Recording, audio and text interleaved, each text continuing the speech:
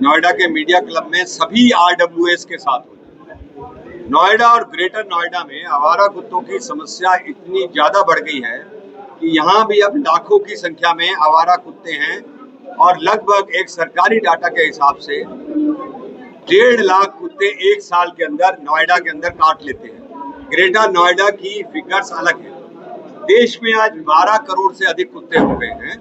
दिल्ली में भी 2000 कुत्ते रोज के काटते हैं और आप समझिए नोएडा और ग्रेटर नोएडा में भी जो शिकायतें आ रही हैं उसके हिसाब से और जो अस्पतालों में लोग जा रहे हैं हजारों की संख्या में आवारा कुत्ते काट रहे हैं। अभी उत्तर प्रदेश सरकार ने एक नोटिफिकेशन जारी किया है जिसमें उन्होंने कुत्तों को फीडिंग करने और आवारा कुत्तों को हटाने की बात की है।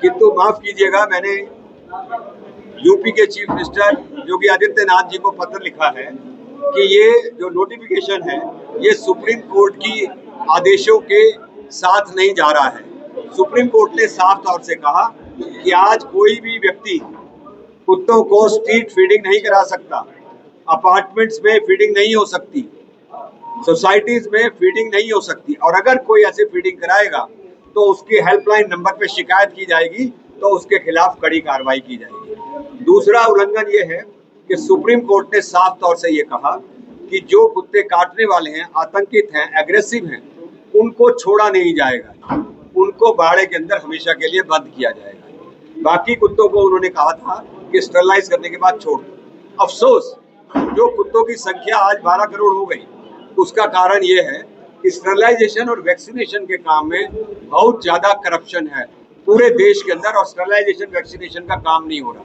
हम America, Singapore, Malaysia, China, Thailand, इन सब कंट्रीज में, स्विट्जरलैंड तक में जाते हैं, हमें एक भी आवारा कुत्ता सड़क पे नजर नहीं आता। पेटा ऑर्गेनाइजेशन जो अमेरिका से चलती है 7,000 करोड़ का बजट लिए हुए, वो अमेरिका में डॉग्स राइट ऑन स्ट्रीट्स की बात नहीं करती, पर हिंदुस्तान में वो कहती है कि कुत्ते जो है सड़कों पे रहेंगे। अगर ये कुत्ते सड़कों पे रहे तो कल बिल्लियां, गाय, जानवर, भैंस, बैल, सारे जानवर अगर सड़कों पे आ गए तो मनुष्य क्या रहेगा। इन कुत्तों के काटने के कारण लोगों ने सैर करनी छोड़ दी है, बच्चों ने फ्लैट से निकलकर खेलना छोड़ दिया है और लगातार कुत्तों के काटने के मामले आ रहे हैं।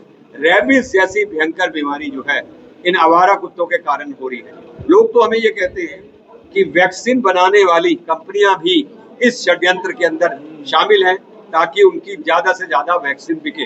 तो अब हम आरडब्ल्यूएस का बड़ा आंदोलन, बड़ी मीटिंगें और बड़ा वो करेंगे ताकि एक दबाव बने सरकारों के ऊपर, राज्य सरकारों के ऊपर, कि वो जल्द से जल्द इन आवारा कुत्तों से हमको छुटकारा दिलाएं।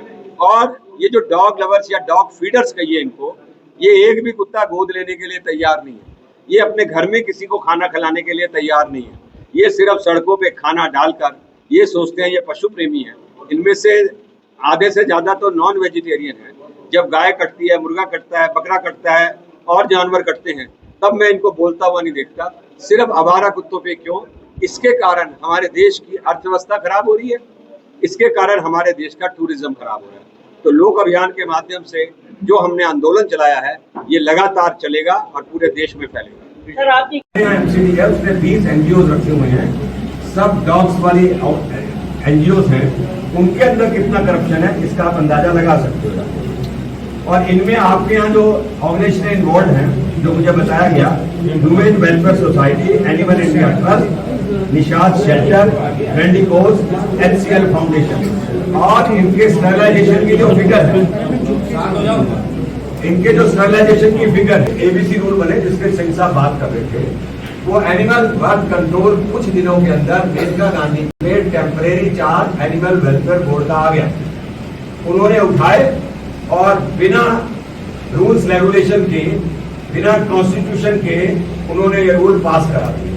तब से ये ABC रूल्स पास हो गए। इस ABC रूल्स में लिखा क्या है, मैं आपको दो महत्वपूर्ण चीजें बताता हूँ। एक ये लिखा है, कोई भी अगर डॉग काटेगा, तो कुत्ता काटेगा, तो उसको पकड़ने के बाद वहीं पर छोड़ा जाएगा 10 दिन ऑब्जर्वेशन के बाद।